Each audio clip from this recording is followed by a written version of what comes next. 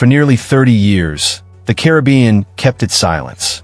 Not a rumor, not a witness, not a confession, until one sentence shattered everything investigators believed was true. I didn't know who she was until later. The man stood inside a Florida police station.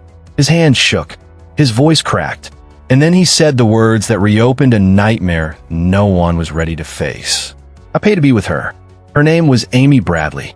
Those words didn't just reopen a cold case. They challenged the official story that Amy Bradley vanished forever in 1998. Because if this man was telling the truth, then Amy didn't disappear that night. She survived it. Amy Bradley was 23 years old when she vanished from a Royal Caribbean cruise ship. A family vacation, a calm sea, a normal morning. She was last seen at sunrise. 10 minutes later, she was gone. No alarm, no lockdown, no emergency response. The ship sailed on. Investigators said she fell overboard. Her family knew that was impossible. Amy was a trained lifeguard, a college athlete, strong, alert, careful, and nothing in that cabin suggested an accident.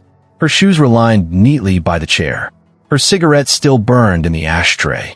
Her door stood open, not forced, just open. Someone didn't want her to scream. For years, the Bradleys chased shadows, sightings, whispers, grainy photos, desperate phone calls from strangers. Every lead ended the same way. Hope, then silence, until this man walked in.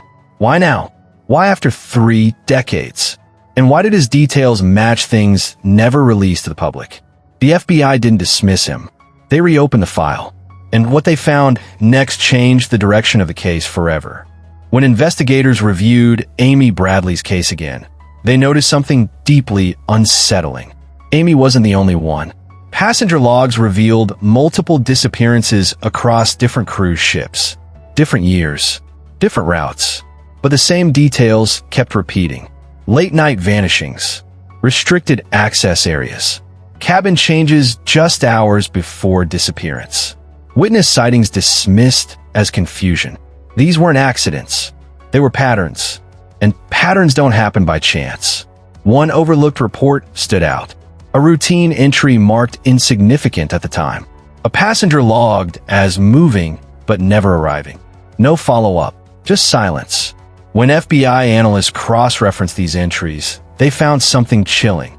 The same type of movement appeared in multiple cases spanning decades. People didn't fall. They didn't jump. They were guided, and then erased. The man's confession aligned with this pattern. He described locations not listed on tourist maps. Places hidden behind legitimate businesses. Places where people were traded, not helped. He described Amy as quiet, controlled, watched. He said she tried not to draw attention, because attention meant punishment. One detail stopped investigators cold. He described a tattoo placement that had never been released publicly. That information alone forced the FBI to escalate. A raid followed. Inside a Caribbean property tied to his account, investigators found documents, photos, travel ledgers. One image showed a woman with Amy's markings.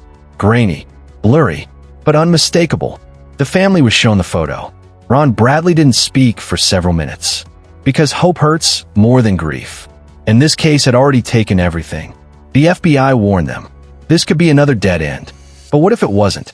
What if Amy survived the ocean, only to disappear into something far worse? The confession didn't solve the case. It made it darker. If Amy lived for years after that night, who controlled her movement? Who prevented her escape? And why were warnings ignored for so long? Investigators discovered additional anomalies. Security camera outages occurring at critical times. Doors opening when no keycard was registered. Crew access zones logged with no assigned personnel. Not glitches. Gaps. Design gaps. The man admitted something else. He said he once considered helping her, but he didn't.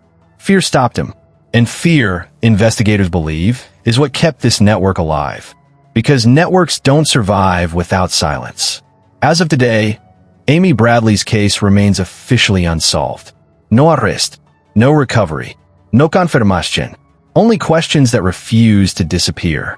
Was Amy Bradley taken that morning in 1998? Was she moved through a system designed to leave no trace? And if so, how many others vanished the same way?